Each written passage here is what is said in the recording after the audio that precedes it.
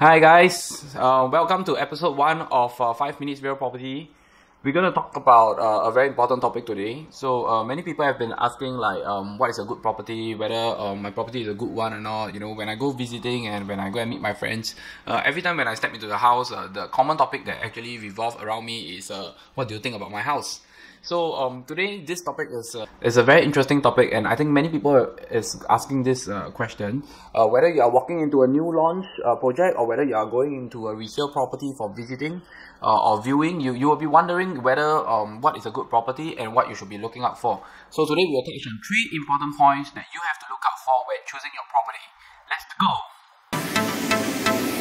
go! Okay, point number 1. Point number 1 is the view. So the facing and the view of the property is very, very important. Many people has been wondering what do you mean by facing and view. Okay, let's not touch more on the feng shui part, but let's touch more on where your window face and where the sun come from.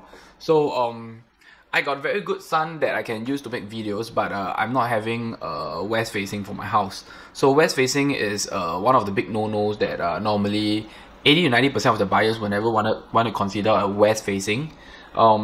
And the second thing is, if you have an unblocked view, it's going to be a very, very good selling point. It's going to get you a better buyer next time, maybe a better selling price, and also it's easier to sell. So the view of the property and the direction of the windows are very important.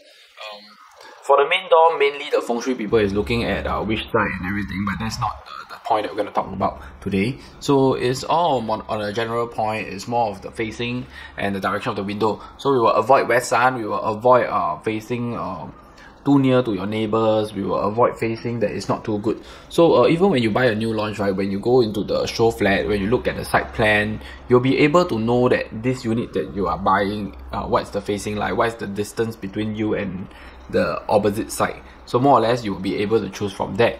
Okay, so that's point number 1. It's very, very important, the facing. Point number 2 is all about the floor level. So how do we differentiate floor level in the real estate industry? Basically level 1 is not so good, but there's a special group of buyers, but there's a very small quantity of them that will actually consider for level 1 units. So level 1 is either you have a very big balcony or ever so one that has his own private pool, but I have to tell you that it's not very popular. Level 2, level 3, level 4, these 4 levels I will try to avoid as a buyer. I experience difficulty in marketing units at these 4 levels.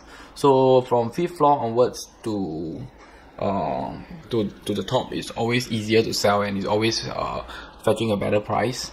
Okay, let's do a differentiation. So basically, if it's level 1 to level 15, right? Level 1 to level 4 is common. It doesn't matter how high it goes. Normally, people will try to avoid it.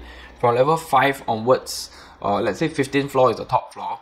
So we will calculate down like maybe to the 11th floor.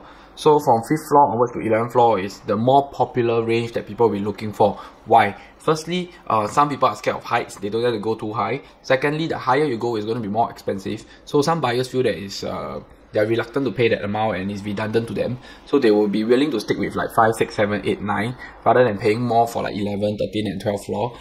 For top floors, when it's in the private property project, right, the top floors are mainly penthouses. So it has its own pricing and it has its own special, like a sky garden, or it's 2 levels, or it's the biggest unit, you know, so we won't talk about that. But in the HDB flat, normally the top floors are not 100% favorable. The reason is because some of the buyers is afraid of waterproofing issue from the ceiling. They are afraid of being on the top floor. It's very hot, you know, the sun is shining down and you're hitting the top of the building, and my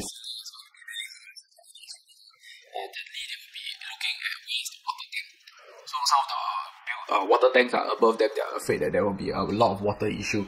So mainly if it's a water issue, waterproofing issue, it mainly goes back to HDB because the top floor is there's no one staying, so there's a water tank. So mainly HDB will cover it, but due to the hassle, most of the buyers will actually avoid the top floor. They prefer, like let's say 15 is the top floor, they will prefer the 14th floor.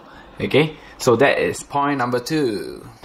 Okay, point number 3. Point number 3 is actually layout. So layout is very, very important. In a house, most of the people want a squarish layout, and also people will be looking at where is the balcony, you know, is there too many balconies, is there a rectangular squarish bedrooms, or squarish living room, or how big is the master bedroom. So these are some common things that you can actually look into, regardless whether you're buying a BTO flat or a private property or a new launch or resale.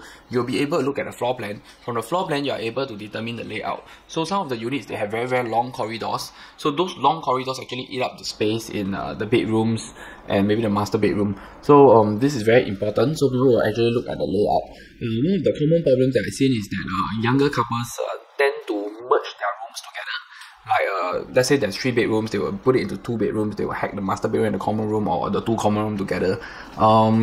I would suggest you not to do it if you're looking to sell it off in the future, because as a property agent, we meet a lot of difficulty selling off these units. They're not popular, and many people are very concerned over reinstating back the wall, because it's really hard to reinstate back into cement wall. Normally when you reinstate back, it will be a reinforced wood, so the soundproofing and everything will be different from the actual cement wall. So this is some of the things that you should be avoiding if you intend to sell off your place in the future.